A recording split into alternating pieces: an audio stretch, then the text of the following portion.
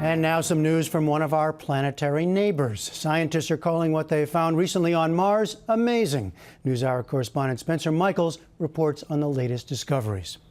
Touchdown confirmed. We're safe on Mars. At NASA's Jet Propulsion Laboratory in Pasadena, scientists and engineers cheered when a vehicle designed to roam across Mars landed last August in an area called the Gale Crater, practically right on target. It was an amazing feat, putting a one-ton rover the size of a car onto the Martian surface.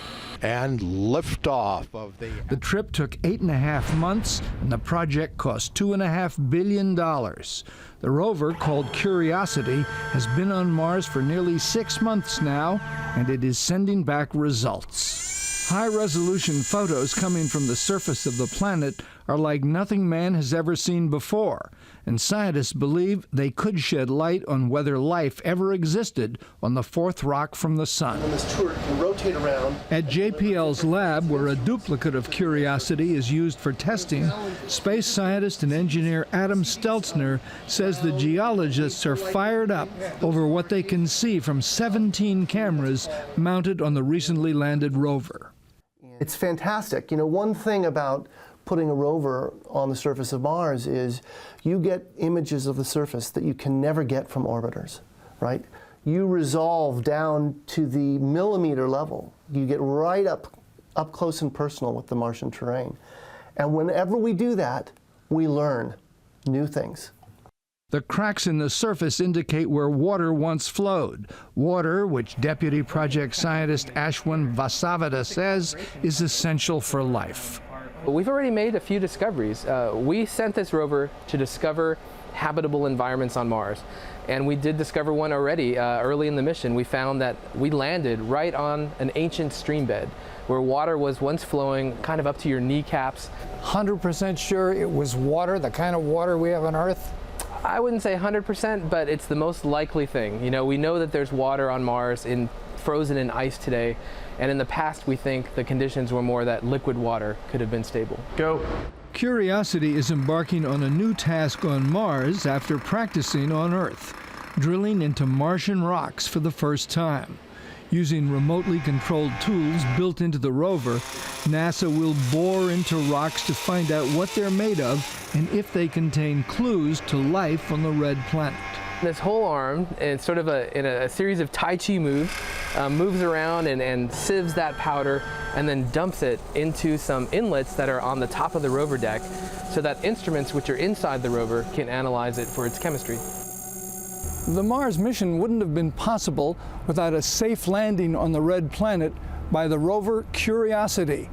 And the team leader for the lander design was Steltzner, a former rock and roll musician who seems an unlikely hero in this space drama. Today, at 40, he's married with 2 kids, has a home in the suburbs, and holds science and engineering degrees from several top schools. But back in the day, Steltzner was anything but a promising scientist. He was playing drums in a rock band and wasn't paying much attention to school. I passed geometry with an F+ because the teacher didn't want to see me a second time. Actually, she didn't want to see me a third time. You were more interested in what?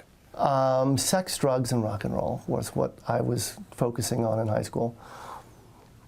Chasing ladies and just socializing, which was great because what that meant was later on in life when I got interested in really learning about the universe and going to college, I'd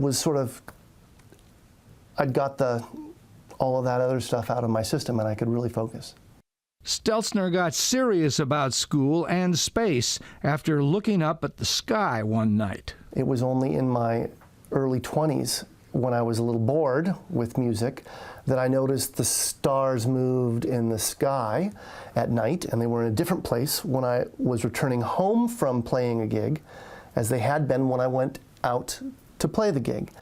He decided to take astronomy at Marin Community College in California, but first he had to take physics. I took that physics course. It blew my mind and really changed the course of my life.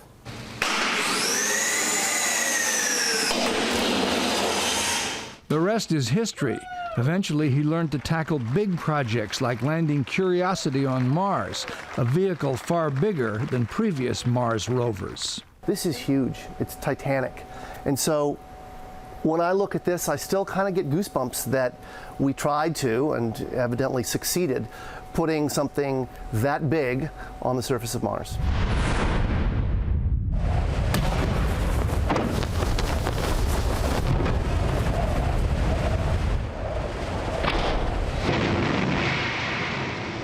After discarding a variety of landing models that had been used before, Stelzner's team came up with a complex system where the rover was lowered on tethers from a sky crane made of rockets that then flew away before they could stir up the Martian dust. NASA calls the landing 7 minutes of terror. Were you terrified? Yeah, you're definitely terrified. Absolutely terrified. Very gripped.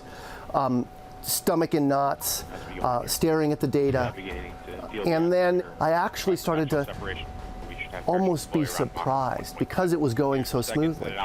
But now that the excitement is over, Stelzner has discovered that what appeared to be a perfect landing was actually slightly flawed.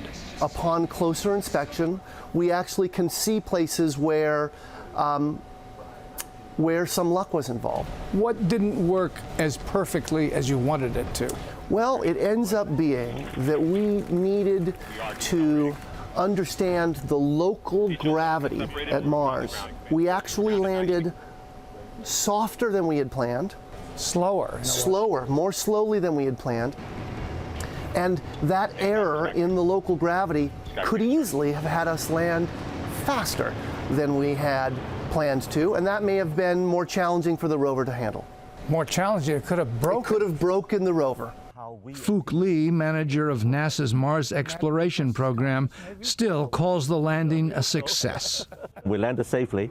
It's within the envelope of how we designed the system to do, but we still want to go back to the data and see what we can learn for the next time. Next time may be 2020.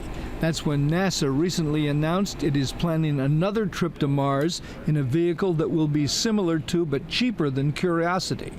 The principal aim, says Lee, is to continue the long search for signs of life. The question is, could Mars have been habitable? And if so, did life arise? And frankly, some of these measurements that we're making might be eventually be useful for human explorer that will be going to Mars one day. Stelzner has other heavenly bodies in his sights. He wants to design new landers that could touch down on a comet and on Europa, a moon of Jupiter. This is an ice moon of Jupiter's that we believe has a liquid water ocean, and we think is the most likely place in the solar system to have life today.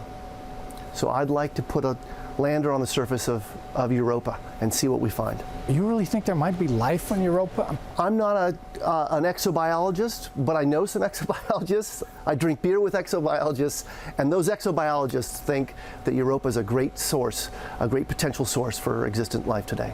The life would be down underneath the ice in this liquid ocean, warmed by the tidal action of Jupiter. Mission Director Lee says NASA is studying the idea the recent proposed budget cuts could kill it.